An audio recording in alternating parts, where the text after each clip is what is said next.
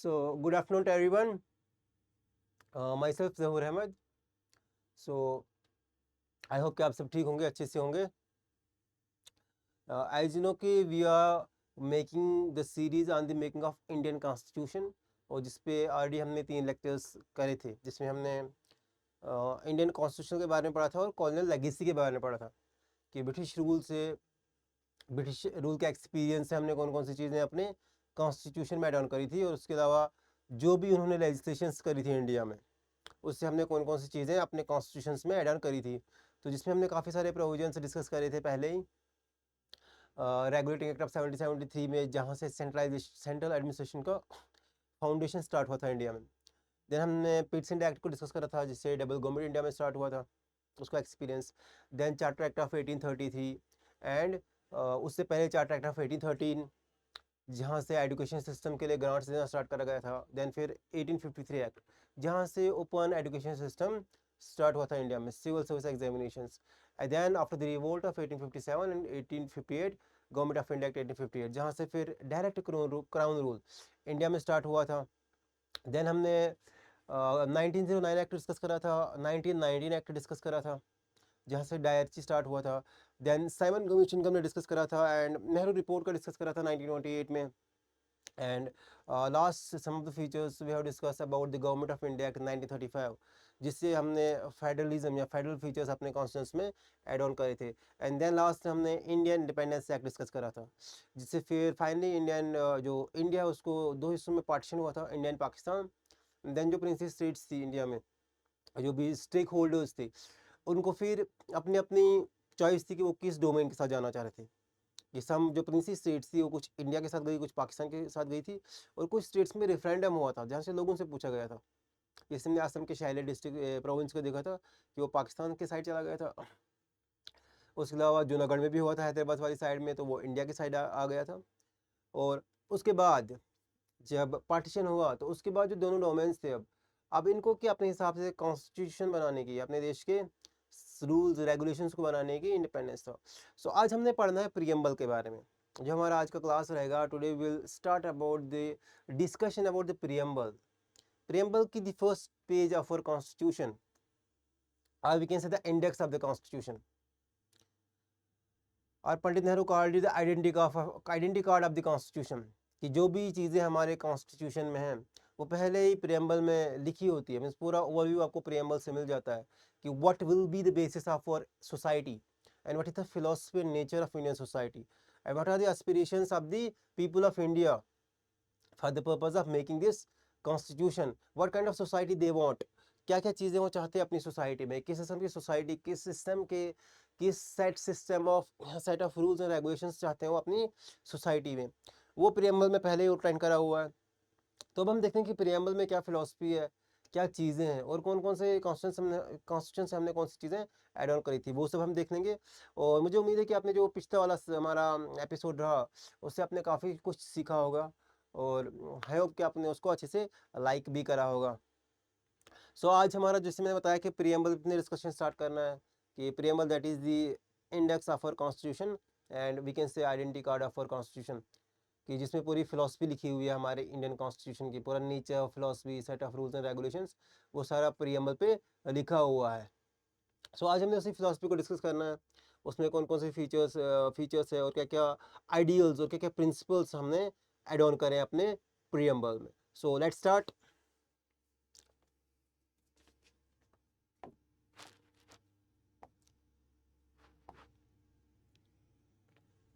Just like कि जब भी आप कॉन्स्टिट्यूशन की बुक खोलते हैं तो जो पहला पेज है वो कुछ ऐसा दिखता है.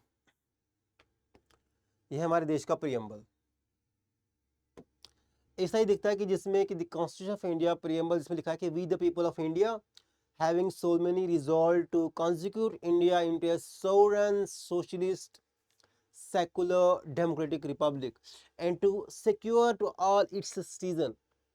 तो यहाँ पे हम रिजॉल्व, जैसे कि जब हमने अडॉप्ट किया था कॉन्स्टिट्यूशन को ऑन 26 नवंबर 1950 को, एडॉप्शन डे हमारे कॉन्स्टिट्यूशन का है 26 नवंबर 1950. तो उस दिन रिजॉल्व किया था कि हमारा देश कैसा होगा, सॉवरन मीन्स कि that will be free from external interference. Means कि हम डोमेस्टिकली क्या पॉलिसीज अपनाना चाहते हैं, इंटरनेशनली किस देश के साथ कैसी पॉलिसी रखना चाहते हैं, that will be our domain now. No one can interfere with us on that matter. And second is socialist. Socialist means the state will take care of its citizens. Socialism में ये provision था कि state जो है कि वो अपने citizen का ध्यान रखेगी. Then secular democratic republic. Then secular, जहाँ पे किसी भी रिलीजन को प्रेफरेंस नहीं दिया जाएगा स्टेट की तरफ से. हर एक इंडिविजुअल को ये आज़ादी है, फ्रीडम की, वो किसी भी रिलीजन को अडॉप्ट कर सकता है. उसको कोई कॉम्पेल नहीं कर सकता कि आपने किस रिलीजन को फॉलो करना है या नहीं करना. देन डेमोक्रेटिक रिपब्लिक मीन्स कि the head of the state will be chosen by the people, कि जो भी स्टेट का हेड होगा उसको लोग इलेक्ट करेंगे. और फिर हम अपने देश के लोगों के लिए क्या सिक्योर करेंगे, justice. And what kind of justice, social justice. In society everyone will be equal, there will be no discrimination on the basis of caste, creed और रिलीजन. जिस लाइक कि कोई बड़ा है, अगर वो कोई रूल्स वायलेट करता है तो उसको कम पनिशमेंट दी जाएगी, और कोई छोटा है कि अगर वो भी वही रूल्स को वायलेट करता है तो उसको हैवी पनिशमेंट दिया जाएगा on the base of caste. No, ऐसा भी नहीं होगा. जैसे कि आप पढ़ते हो मनु धर्मशास्त्रास में, वहाँ पे जो मनु है जिनको लॉगिवर्स माना जाता है, तो उस मनु में जो ने बुक लिखा था उसमें ये रूल था कि lower the caste higher will be the punishment, higher the caste lower will be the punishment. But after the independence, after 1947, in our constitution we have abolished this provision.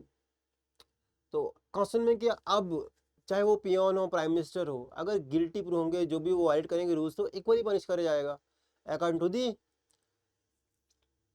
Nature of punishment, according to the nature of crime what they did, उसके according उनको punish करा जाएगा. Then economic, हर एक को equal opportunity मिलेगा earn करने के लिए. कुछ सोसाइटी में जो भी प्रोफेशन कैरी ऑन करना चाहता है, कोई भी बिजनेस ऑप्ट करना चाहता है, तो उसको इक्वल चांस मिलेगा, स्टेट की तरफ से कोई रिस्ट्रिक्शंस नहीं होगी. Then political, and everyone will have a right to vote. हर एक को राइट टू वोट है, चाहे वो इंडिया के किसी भी रीजन से है, किसी भी कास्ट से है, किसी भी एरिया से है, तो कोई आफ्टर 18 ईयर्स हर एक एलिजिबल है राइट टू वोट के, कोई डिस्क्रिमिनेशन नहीं है. देन उसके अलावा liberty of thought, expression, belief, faith and worship. उसके अलावा कि हर एक का थॉट प्रोसेस अपना अपना है और अपने थॉट्स को एक्सप्रेस कर सकता है, अपने थॉट्स को, but in A constructive way. जैसा है कि किसी सीजन को गवर्नमेंट की कोई पॉलिसी अच्छी नहीं लगती तो वो ओपनली और कंस्ट्रक्टिव वे से क्रिटिसाइज कर सकता है. There is no harm in that. Then believe, faith, जो भी रिलीजन वो ऑप्ट करना चाहता है कर सकता है, और अपने हिसाब से जिस डाइटी को, जिस गॉड को वर्शिप करना चाहता है कर सकता है, कोई उसको कंपेल नहीं कर सकता. तो ऐसा सोसाइटी हमने आइडियल रखा उस टाइम पे बनाना है. Next, equality of status and of opportunity, and to promote among them all fraternity. उसके बाद सब लोग इक्वल, चाहे छोटा हो कोई बड़ा हो, लॉज सबके लिए इक्वल रहेंगे. Everyone will be equal before the law, just like in article 14 कि इक्वालिटी बिफोर लॉ, कि हर कोई लॉ के बराबर, लॉ के सामने बराबर है, कानून की नज़रों में सब बराबर, कोई छोटा कोई बड़ा नहीं. एंड फ्रेटर्निटी, वो सब लोग आपस में भाईचारे से रहेंगे, कोई किसी के राइट को वायलेट नहीं करेगा, और जो भी किसी के राइट्स को इन्फ्रिंज करेगा, वायलेट करेगा, तो police will be there to catch that person and punish him accordingly. And assuring the dignity of individual and the unity and integrity of the nation. उसके अलावा हर एक इंसान को, हर एक इंडिविजुअल को सोसाइटी में डिग्निटी के साथ रहने का अधिकार, और उसके अलावा अपने देश को सिक्योर रखेंगे, इंटेग्रल रखेंगे, कि आपस में जुड़े रहेंगे, डिवीजन पे नहीं जाएंगे बल्कि यूनाइट करके रखेंगे. So in your Constituent Assembly this 26th day of November 1949 do hereby adopt, enact and give to ourselves the Constitution. और then फिर 26 नवंबर 1949 when we adopted the Constitution, तो वहाँ पे हम ये चीज़ पहले प्रेम्बल में मेंशन करी थी कि what will be the basis and what will be the ideals and the rules in which our society will be based, कि कौन से रूल्स, कौन से आइडियल्स पे हमारी सोसाइटी आगे चलेगी, हमारा देश आगे चलेगा. तो इसको हम थोड़ा आगे एलिब्रेट करते हैं अच्छे से. आई होप कि आपको फिलॉसफी आई होगी समझ के हमारे कॉन्स्टेंट्स की, कि कैसी सोसाइटी चाहते हैं, वहाँ पे कैसा जस्टिस होगा, कैसा इक्वालिटी होगा, कैसा फ्रेटर्निटी होगा. और जो इक्वालिटी, जस्टिस, इक्वालिटी, फ्रेटर्निटी जो है कि लिबर्टी, इक्वालिटी, फ्रेटर्निटी, ये हमने फ्रेंच रेवोल्यूशन से अडॉप्ट किया हुआ है अपने कॉन्स्टिट्यूशन में. एज यू नो कि 1789 French revolution, we can say the first liberal revolution in the history of Europe. तो वहाँ से हमने ये 3 प्रिंसिपल्स को अडॉप्ट करा हुआ है अपने कॉन्स्टिट्यूशंस में। Done, so let's move ahead now. So the topic is general introduction to the preamble. अब प्रीएम्बल होता क्या है, जैसे मैंने आपको पहले ही बताया कि इंट्रोडक्टरी स्टेटमेंट होता है, एक डॉक्यूमेंट होता है, और जिसमें पूरी फिलॉसफी और ऑब्जेक्टिव्स दिया हुआ है हमारे कॉन्स्टिट्यूशन का, कि कैसा देश हम बनाना चाहते हैं और कैसी सोसाइटी हम रखना चाहते हैं, एज ए सोसाइटी रहना चाहते हैं, वो सारा पूरा इसमें एक्सप्लेन करा हुआ है प्रीएम्बल में। देन जो हमारा कॉन्स्टिट्यूशन है, इसमें क्या था कि जो इंटेंशंस थी फ्रेमर्स की, जो हमारे फ्रेमर्स थे, एज यू नो कि हमारे कॉन्स्टिट्यूशन को बनने में 3 इयर्स लगे थे, ऑलमोस्ट 3 इयर्स, 2 इयर्स 218 डेज।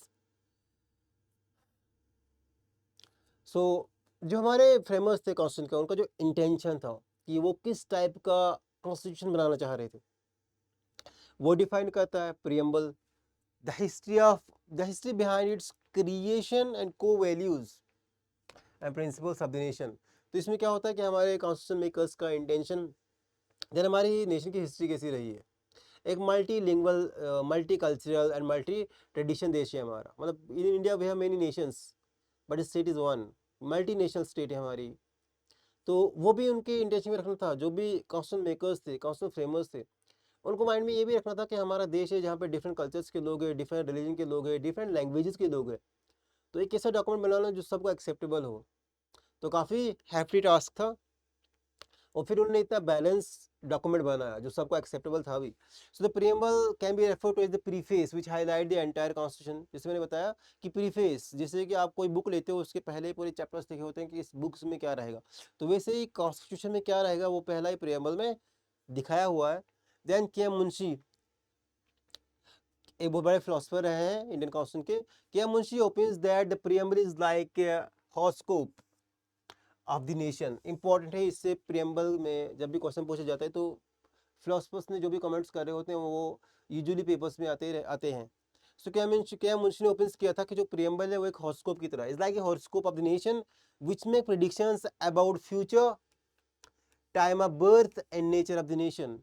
कि जो क्या करता है, एक तो कि फ्यूचर के बारे में पहले प्रेडिक्ट करा, कॉन्स्टिट्यूशन में फ्यूचर में कैसी हमारी सोसाइटी रहेगी जैसे इनके अकॉर्डिंग, कि वो पहले बताया। देन उसके के टाइम पे जब वो जी रहा है, मतलब कि वैसा बन रहा है, वैसा सोसाइटी ऐसी स्टार्ट हो रही है, जहाँ पे भी कॉन्स्टिट्यूशन है वो जो ही स्टार्ट होता है तो उस टाइम पे कैसा रहेगा, एंड देन उसके अलावा उस देश का नेचर कैसा रहेगा, इस वहाँ का सोशल सेटअप कैसा रहेगा, ये सारा पहले ही प्रीएम्बल में इंक्लूड करा हुआ है। It is a customary that a constitution should have preamble and not compulsory. अब देखो जो ये कस्टम भी है, कस्टम से कि हर एक कॉन्स्टिट्यूशन का प्रीएम्बल होना ही होना चाहिए, पर कंपल्सरी नहीं है। अब देखो जो प्रीएम्बल है ये जस्टिसेबल है कि नहीं है, मीन्स कि इसमें जो चीज़ें लिखी हुई है प्रीएम्बल के टॉप पे, क्या वो लीगली इन्फोर्सेबल है कि नहीं है, ये हम आगे देखेंगे। बट समहाउ के जो प्रीएम्बल है वो ट्रेडिशनली अपने होना ही होना चाहिए, कंपलसरी नहीं है। Then next, preamble help us to understand the intention behind the creation of the constitution.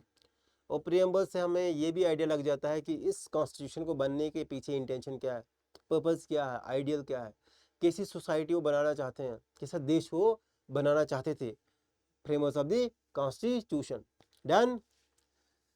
So now the next is, अब नेचर कैसा है प्रीएम्बल का, कि nature of preamble, that means कि हमारी सोसाइटी का नेचर कैसा रहेगा, हमारी सोसाइटी कैसी रहेगी, यहाँ पे लोग कैसे रहेंगे, किन सेट ऑफ रूल्स के अंडर रहेंगे, किन रेगुलेशंस के अंडर रहेंगे, किसको किस टाइप का फ्रीडम मिलेगा, कौन कैसे क्या प्रोफेशन अडॉप्ट कर सकता है। Done. So preamble is non justiciable. Justiciable means कि the things which are mentioned in the preamble can't be legally enforce, means जो चीज़ पे वो लिखी है अगर वो लीगली इन्फोर्स ना की होगी हमारे देश में तो आप किसी कोर्ट में अपील नहीं कर सकते कि इनको इन्फोर्स करने के लिए। That's why they are non justiciable in nature and can not be enforce in court of law. Mean non justiciable है और इनको कोर्ट ऑफ लॉ में इन्फोर्स नहीं कर सकते। In other words the preamble is non operating part of the constitution, means कि ये practically operate होता ही नहीं है। ये चीज़ें उसमें डायरेक्ट लिखी है वैसी ऑपरेट नहीं होती है, इवन दो कि there are justice system in India, ऐसा नहीं है, काफ़ी सारी प्रोविजंस हैं जहाँ पे स्टेट जो है कि वो काम कर रही हैं, जस्ट लाइक कि free education up to 14 years, welfare schemes काफ़ी चलाती है। देन आर्टिकल 15(4) क्लास सेकंड में जो वुमेन कॉन्स्टिट्यूशन ऑफ इंडिया है प्रोविजन से वहाँ पे कि वुमेन्स एंड चिल्ड्रंस के वेलफेयर के लिए आप बाकियों से डिस्क्रिमिनेशन कर सकते हो। तो काफ़ी सारे प्रोविजंस हैं, बट डायरेक्टली जो पार्ट यहाँ पे लिखे हैं वो डायरेक्ट ऑपरेशनल नहीं है। That is the preamble can not override specific provisions of the constitution. For example, if there is a clash between the preamble and article 21 of the constitution, then it is article 21 that will prevail over the preamble. I hope you know what is article 21. Article 21 means right to life. अगर कोई चीज़ें right to life वाले article में है, article 21 में, और कुछ चीज़ें प्रियम्बल में है, तो दोनों में से अगर जिससे दोनों चीज़ों पे लॉ बन गया, तो अब इम्प्लीमेंट कौन होगा? उस टाइम पे आर्टिकल 21 में जो चीज़ें हैं वो इम्प्लीमेंट होंगी। Preamble will not be enforceable. Done. So according to Supreme Court, the preamble help us in legal interpretation of the Constitution. तो लीगली इंटरप्रेट करना कॉन्स्टिट्यूशन को उसमें हेल्प करता है सुप्रीम कोर्ट्स को, क्योंकि judiciary is the interpreter of the constitution. Constitution में क्या प्रोविजंस है, उनको कैसे इंटरप्रेट करना है, कि कैसे वो रेलिवेंट है टाइम के नीड के अकॉर्डिंग। सो ये कौन डिसाइड करता है? Supreme court of India. तो सुप्रीम कोर्ट ऑफ इंडिया के अकॉर्डिंग कि प्रियम्बल हेल्प करता है हमें कि कॉन्स्टिट्यूशन के नेचर को समझने में, एक्सप्लेन करने में। If A provision of the constitution is capable of providing 2 or more interpretations, then interpretation that tallies with preamble shall be given preference by the court, but it is not mandatory. अब देखो लिखा है कि अगर कोई provision है constitution में और वहाँ पे वो कैपेबल है कि प्रोवाइडिंग 2 or more interpretations, किसी प्रोविजन में अगर 2 या 2 से ज़्यादा इंटरप्रिटेशंस रहती है, तो उसमें से वो इंटरप्रिटेशन जो प्रियम्बल के साथ रहता है, प्रियम्बल के साथ पैरेलल चलता है, that will B enforceable, but compulsory नहीं है। फिर भी मीन्स कि कोर्ट उसको चाहे तो कर सकता है, अगर 2 में से ज़्यादा प्रेफरेंस उसको मिल सकता है तो कोर्ट उसी को करेगा, लेकिन करेगा ही करेगा ये ज़रूरी नहीं है। That is not compulsory. So preamble is called an ornamental part of constitution and it is the frame of a declaration. तो ये ऑर्नामेंटल पार्ट है और पूरा फ्रेम है पूरी डिक्लेरेशन का कि हमारा कॉन्स्टिट्यूशन कैसा रहेगा, इसमें कौन कौन सी चीज़ें रहेंगी। डन। होप आपको यहाँ तक समझ आ गया होगा। Next, purpose of preamble. अब पर्पस क्या है प्रियम्बल का? मीन्स कॉन्स्टिट्यूशन में अगर ये इंट्रोडक्टरी स्टेटमेंट रखा, जिसको हम identity card of the constitution भी कहा गया, इसका पर्पस क्या है? पर्पस क्या है इसके पीछे रखने का? What is the purpose behind the preamble or to introduce the preamble in the constitution? So preamble declares that constitution emanates from the people and all the authority enjoyed by the constitution is derived from the people themselves.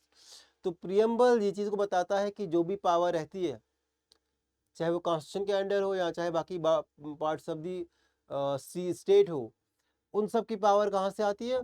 लोगों से। Means preamble tell us जैसे we the people of India, तो we people हमने power दी है। So preamble assurance की the power is derived from the people of the country. Done.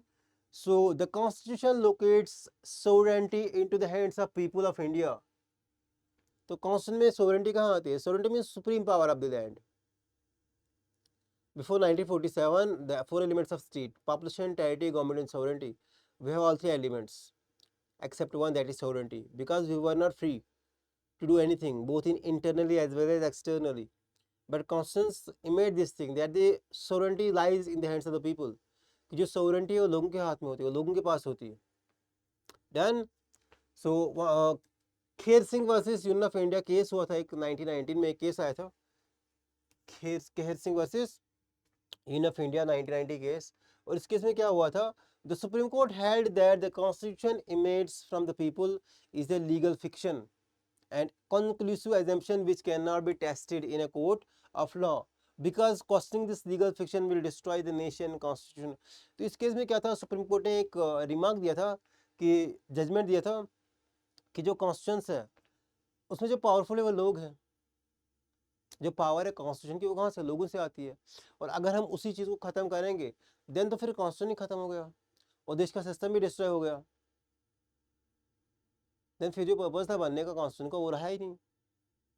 अगर जो पावर जहाँ से आती है अगर वही ख़त्म हो गया तो वो डॉक्यूमेंट अगर वो खत्म होगा तो कॉन्स्टिट्यूशन भी डिस्ट्रॉय होगा, और अगर कॉन्स्टिट्यूशन डिस्ट्रॉय होगा that will also destroy the nation. Then फिर क्योस होगा, एनार्की होगा सोसाइटी में अगर कोई इन लॉ को एक्सेप्ट करेगा ही।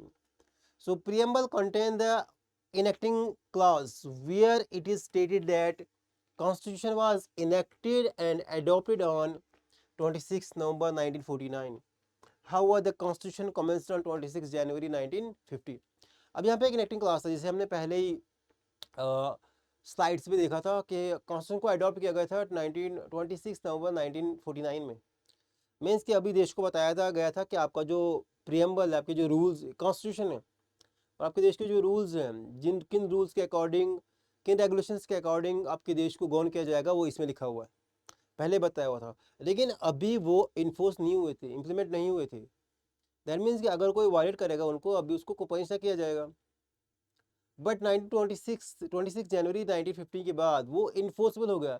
दैट मीन्स कि आज के बाद जो भी इसमें चीज़ें लिखी हुई है, अगर उनको कोई वायलेट करेगा तो he will be punished according to the court of law. If anyone now violate the rules and regulations which are mentioned in the constitution, he will be punished according to the constitution. Constitution के according ही उसको punish करा जाएगा। ऐसा नहीं कि अपनी मर्जी से कोई करेगा, जज अपनी मर्जी से, बल्कि जज को भी डिसीजन देना है according to this document, according to this constitution. Done. So landmark cases related to preamble. अब कुछ केसेस है, क्योंकि इनिशियली प्रियम्बल को पार्ट नहीं माना जाता था कॉन्स्टिट्यूशन का, और काफ़ी सारा कंट्रोवर्शियल था, कॉन्फ्लिक्टिंग चीज़ें चल रही थी। तो आपको ऐसी कौन कौन से केसेस है जिनके अकॉर्डिंग टाइम टाइम कॉन्स्टिट्यूशन को, प्रियम्बल को as a part of the constitution add on करा गया। सो फर्स्टली कि सुप्रीम कोर्ट, ऐसे में supreme court have to deal with 3 basic issues related to preamble of the constitution. अब देखो, जो सुप्रीम कोर्ट है उनको 3 बेसिक इश्यूज है जो कि रिलेट कर रहे थे प्रियम्बल ऑफ द कॉन्स्टिट्यूशन से, उनके साथ डील करना था। First one, whether the preamble is part of the constitution or not. क्या जो प्रियम्बल है वो कॉन्स्टिट्यूशन का पार्ट है कि नहीं है, ये भी क्वेश्चन आ रहा था। Second, whether parliament can amend preamble can be amend, तो क्या प्रियम्बल को अमेंड कर सकते हैं। And third one is whether the constitution has to be interpreted in light of the preamble, तो क्या हम कॉन्स्टिट्यूशन को इंटरप्रेट कर सकते हैं प्रियम्बल के according, in light of preamble की प्रियम्बल के अकॉर्डिंग क्या हम कॉन्स्टिट्यूशन को इंटरप्रेट कर सकते हैं। तो ये 3 क्वेश्चंस थे सुप्रीम कोर्ट के सामने। डन। अब कैसे डील किया गया इन क्वेश्चंस के साथ वो हम देख लेंगे आगे। सो ट्रेडिशनल व्यू। अब देखो कि ट्रेडिशनल व्यूज के अकॉर्डिंग कि अब प्रियम्बल था क्या। ट्रेडिशनल मीन्स वो फिलोसफर जो कंजर्वेटिज्म में बिलीव कर रहे थे, उनके अकॉर्डिंग क्या था preamble. So the traditional view is that it is not part of the constitution. Traditional view के अकॉर्डिंग ये था कि ये पार्ट ऑफ कॉन्स्टिट्यूशन है ही नहीं, as the preamble is not justiciable, क्योंकि इसमें जो चीज़ें लिखी है उनको हम प्रैक्टिकली इन्फोर्स कर ही नहीं सकते। So that's why it is not justiciable, and also it is not a part of the constitution. Example can't be enforced in court of law if the preamble were to be dropped, then it will not affect the function of the constitution. कि उनका मानना था कि जब ये चीज़ें हम practically implement कर ही नहीं सकते, तो अगर इसको ड्रॉप भी करा जाएगा तो इससे कॉन्स्टिट्यूशन पे कोई इफेक्ट पड़ेगा ही नहीं, अकॉर्डिंग टू ट्रेडिशनलिस्ट, कि जब ये पार्ट ऑफ द कॉन्स्टिट्यूशन है ही नहीं तो इससे क्या ही इफेक्ट पड़ेगा प्रियम्बल पे, कॉन्स्टिट्यूशन पे, अगर हम इसको स्क्रैप भी कर दें। सो इन बेरीबेरी केस 1960 में क्या होता है, केस आता है बेरीबेरी यूनियन केस 1960, इंपॉर्टेंट है, पेपर में अक्सर पूछा जाता है। The supreme court held that preamble is not a part of the constitution, और इस पार्ट के अकॉर्डिंग, इस केस के अकॉर्डिंग बेरीबेरी यूनियन केस 1960 में कि सुप्रीम कोर्ट ने ये बताया था कि जो प्रियम्बल है वो कॉन्स्टिट्यूशन का पार्ट नहीं है। अकॉर्डिंग टू प्रताप भानु मेहता, बहुत बड़े स्कॉलर हैं इंडियन कॉन्स्टिट्यूशन के, preamble is not part of the constitution. This verdict was given by Supreme Court because the Indian constitution also got influenced by a number of constitutions of the world, and therein the court took procedures from the US. इनके according क्या था कि supreme court ने इसलिए बताया कि जो preamble है that is not of the constitution of part of the constitution, because क्योंकि हमारे देश का जो कॉन्स्टिट्यूशन है, इंडियन कॉन्स्टिट्यूशन जो है, वो काफ़ी सारे कॉन्स्टिट्यूशन से इन्फ्लुएंस हुआ है। इन्फ्लुएंस मीन्स कि हमने काफ़ी सारे पार्ट अलग अलग कॉन्स्टिट्यूशन से बोरो किए हैं। जस्ट लाइक कि फंडामेंटल राइट्स हमने यूएसए से लिया हुआ है, जो फेडरलिस्ट यूनियनिस्ट कॉन्करेंट वो आस्टन कॉन्स्टिट्यूशन से लिया हुआ है, देन पार्लियामेंट्री सिस्टम गवर्नमेंट हमने ब्रिटिश कॉन्स्टिट्यूशन से लिया हुआ है, जुडिशल एक्टिविज्म भी अमेरिका से हमने लिया हुआ है, डीपीएसपी हमने आयरिश कॉन्स्टिट्यूशन से लिए हुए हैं। तो काफ़ी सारी चीज़ें हैं, तो इनके अकॉर्डिंग कि दैट्स वाई, क्योंकि कॉन्स्टिट्यूशन हमारा बाकी कॉन्स्टिट्यूशन से इन्फ्लुएंस हुआ है, इसलिए जो प्रियम्बल है वो पार्ट ऑफ द कॉन्स्टिट्यूशन नहीं समझा जाता है। So in case of USA, the Supreme Court of US did not accept the preamble as part of the Constitution, क्योंकि हमारे काफ़ी सारे प्रोविजंस यूएसए के सुप्रीम कोर्ट से, बाकी सुप्रीम कोर्ट से लिए हुए हैं।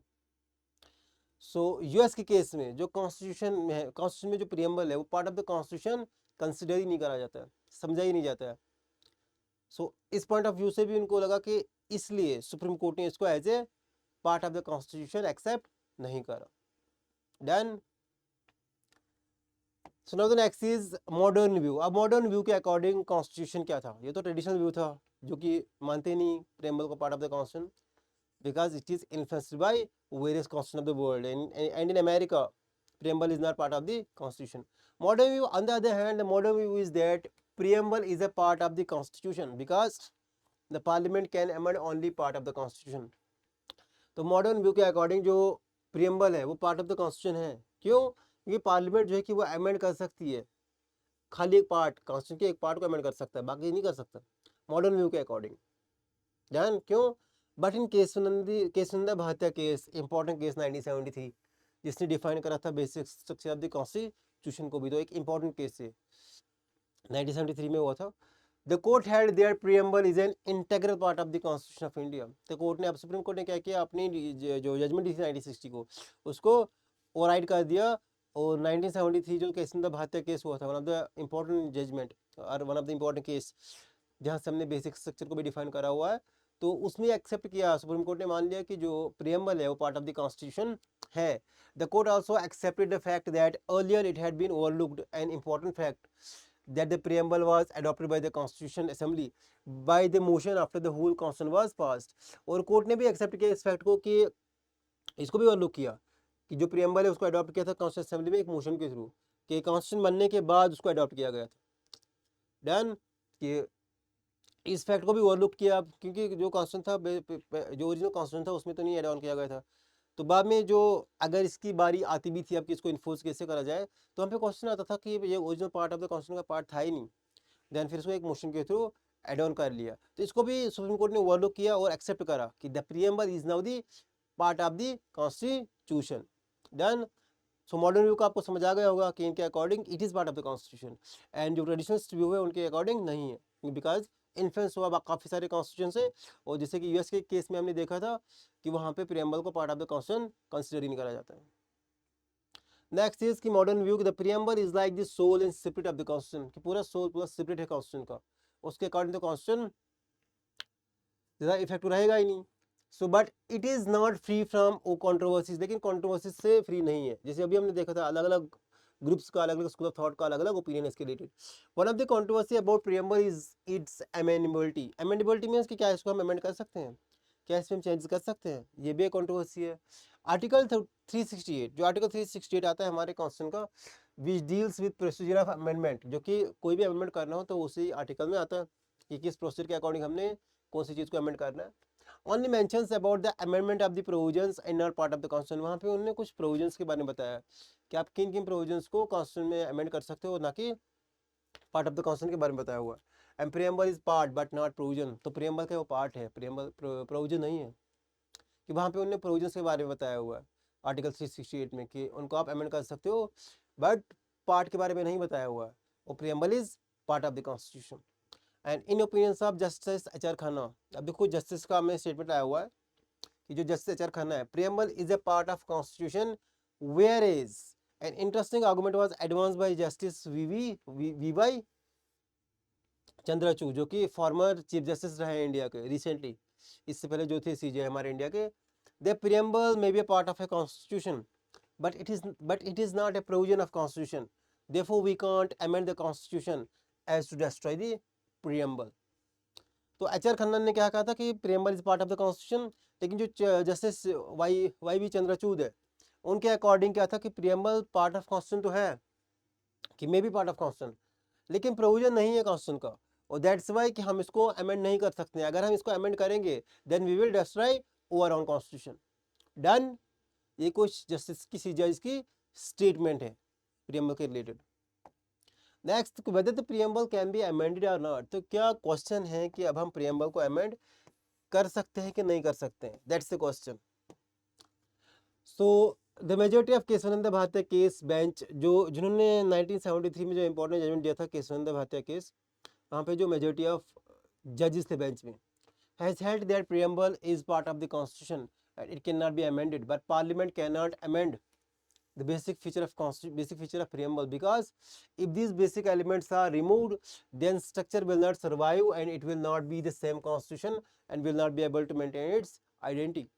तो उनका मानना था जो उस बेंच में कि जो कॉन्स्टिट्यूशन है वो बेसिक स्ट्रक्चर के पार्ट को अमेंड नहीं कर सकता है पार्लियामेंट, और उसके अलावा जो बेसिक एलिमेंट्स है अगर उनको इस स्ट्रक्चर से रिमूव कर दिया गया, मीन्स बॉडी में अगर वो जो बेसिक स्ट्रक्चर है अगर उनको ही रिमूव कर दिया, देन बॉडी का क्या कुछ भी इंपॉर्टेंस रहेगा।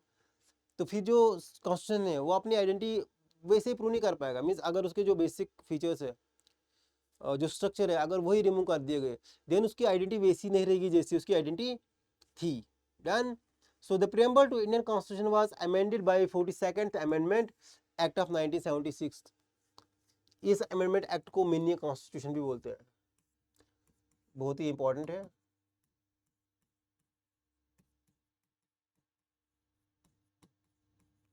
मिनी कॉन्स्टिट्यूशन बार बार क्वेश्चंस पूछे जाते हैं क्योंकि इसमें काफी सारी कॉम्प्रिहेंसिव चीजें ऐड करी गई है हमारे कॉन्स्टिट्यूशन में। Wherein the words socialist, secular and integrity were added to the preamble, ये चीजें ऐड की गई इस अमेंडमेंट के अकॉर्डिंग preamble में, through and ensure economic justice and elimination of inequality in income and standards of life। और उसके अलावा क्या इंश्योर करा, इकोनॉमिक जस्टिस, जिसमें कि आर्टिकल 239 एड ऑन किया गया था, आर्टिकल 243 एड ऑन किया गया था जहाँ पे वर्कर्स के लिए और फैक्ट्रीज में लॉज के लिए, और उसके अलावा जितनी भी टाइप्स ऑफ इनइक्वालिटी है उसको रिमूव करने के प्रोविजंस में लाए हुए थे। Secularism implies of our religions and religious tolerance and does not identify any state religion। जैसे हमने पहले पढ़ा, सेकुलरिज्म का मतलब होता है कि सारे रिलीजन्स को रिस्पेक्ट करना, सारे रिलीजन्स को टॉलरेट करना, और स्टेट किसी रिलीजन को प्रमोट करेगा। The word integrity ensures one of the major aims and objectives of the preamble is ensuring unity and fraternity of the state। और integrity means कि unity and fraternity, कि सब लोग एकजुट होकर एक देश में रहेंगे, इंटेग्रल रहेंगे विदाउट एनी कॉन्फ्लिक्ट। डन। तो ये चीजें ऐड ऑन कर गई थी 1976 अमेंडमेंट के थ्रू, 46 अमेंडमेंट के थ्रू 1976 में। That's why it is also known as mini constitution. Next is कि whether the constitution has to be interpreted in the light of the preamble. तो क्या कॉन्स्टिट्यूशन को हम प्रीएम्बल के अकॉर्डिंग या प्रीएम्बल के अकॉर्डिंग इंटरप्रेट कर सकते हैं? तो some of the judgements in A K. Gopalan case 1950 में केस आता है, important case, A K. Gopalan case. The supreme court held that constitution needed to be interpreted in light of the preamble. किसके अकॉर्डिंग? कॉन्स्टिट्यूशन को preamble के अकॉर्डिंग ही हमें interpret करना पड़ेगा। मीन्स प्रीएम्बल में जो प्रोविजंस दिए हुए हैं, जो चीजें दी हुई है, उनके अकॉर्डिंग ही हमें कॉन्स्टिट्यूशन को इंटरप्रेट करना पड़ेगा। It is to be used only when there is ambiguity. Means ये तभी हमने यूज कर, एम्बिग्यूटी मीन्स कि जब कंफ्यूजन हो, बफलिंग सिचुएशन हो, जहाँ पे चीज समझ ना आ रही हो, कि when more than one cases possible, कि जब एक से ज्यादा केसेस पॉसिबल हो, देन हम इसको यूज कर सकते हैं उस कॉन्टेक्स्ट में। देन इन बेरीबेरी केस 1960 अभी हमने पढ़ा था, ऐसी held there preamble is like a light house. तो ऐसे ने क्या किया, 80 में सुप्रीम कोर्ट ने कहा कि प्रीएम्बल लाइट हाउस की तरह है। Then preamble is key to open minds of constituent assembly when there is ambiguity, कि जब भी कोई एम्बिग्यूटी होगी कॉन्स्टिट्यूएंट असेंबली में, तो देन वो कहाँ से रास्ता ले सकते हैं, वहाँ वो कहाँ से इन चीज़ों को सॉल्व कर सकते हैं? प्रीएम्बल से। मीन्स तब वो प्रीएम्बल की हेल्प ले सकते हैं अगर उनमें कोई भी एम्बिग्यूटी रहता है, कोई भी कंफ्यूजन रहता है। देन इंपॉर्टेंट केस जिसमें पहले भी हमने डिस्कस करा, Kesavananda Bharati case 1973, the supreme court held that constitution has to be interpreted in light of noble vision expressed in the preamble। कि 1973 finally when they accept that preamble is part of the constitution, then they also said that the constitution should also be interpreted in the light of the preamble। Hope आपको ये चीजें यहाँ तक समझ आ गई होंगी। Done. Keshavananda Bharati case में जब फाइनली एक्सेप्ट करा गया कि preamble is part of the constitution, then ने कॉन्स्टिट्यूशन को इंटरप्रेट करने की हेल्प ले ली preamble से। देन नेक्स्ट चीज के आइडियाज ऑफ प्रीएम्बल। अभी हमने पढ़े आइडियाज ऑफ प्रीएम्बल से सोवरेंटी, कि India will be free from outside interference. इससे पहले था कि अब हम इंडिया किस कंट्री के साथ कैसा रिलेशन रखना चाहता है, डोमेस्टिकली कौन से लॉज रखना चाहता है। जैसे कभी जम्मू एंड कश्मीर में आर्टिकल 370 को अबॉर्गेट किया था। देन फिर इंटरनेशनल लेवल पे जब भी कोई प्रेशर आता था इंडियन गवर्नमेंट पे, तो इंडिया के लोग साइड करते कि we are independent, we are sovereign and this is our internal matter, you can't dictate us what we have to do in our internal matters, it is our prerogative। कि हम कैसे laws frame करें, क्या चीज़ें करें, किस country के साथ कैसी ट्रीटीज़ रखें, वो इंडिया की अब अपनी चॉइस है, इंडिया के लोगों की। इंडिया के लोगों की इसलिए क्योंकि जो गवर्नमेंट है वो लोगों ने इलेक्ट करी होती है। So people have given them the power to do what they wanted to do them, कि what kind of society, what kind of rules they wanted. So इसलिए पावर तो लोगों के पास रहती है। देन सोवरेंटी वही। और ये भी अक्सर कहा जाता है, यहाँ पे हम एक चीज़ मेंशन करेंगे कि ग्लोबलाइजेशन की वजह से क्या हुआ, इम्पैक्ट पड़ा स्टेट्स की सोवरेंटी को, नेशन स्टेट्स की जो सोवरेंटी है उसको इम्पैक्ट पड़ा बिकॉज ऑफ दी ग्लोबलाइजेशंस। या in fact some experts also lays that globalization has also diluted the sovereignty of the countries, but it is not completely true that globalization has diluted the sovereignty of a country. और कुछ experts का ये भी मानना है कि globalisation की वजह से जो कंट्री की सोवरेंटी है उसको काफ़ी इफेक्ट पड़ा, लेकिन ये ट्रू नहीं है। तो कुछ एक्सपर्ट्स का मानना है, बट उतना ट्रू नहीं है कि सोवरेंटी की वजह, ग्लोबलाइजेशन की वजह से किसी भी कंट्री को इफेक्ट पड़ा, कुछ एक्सपर्ट्स का मानना है। लेकिन समो अगर हम ब्रॉड में देखें तो ग्लोबलाइजेशन की वजह से काफ़ी ज़्यादा इम्पैक्ट पड़ा, काफ़ी इम्पैक्ट पड़ा स्टेट सोवरेंटी पे, और वो कैसे पड़ा वो हम आगे वाले लेक्चर्स में डिस्कस करेंगे। Then it has certainly impacted sovereignty to a great extent, but sovereignty of a country largely remains intact.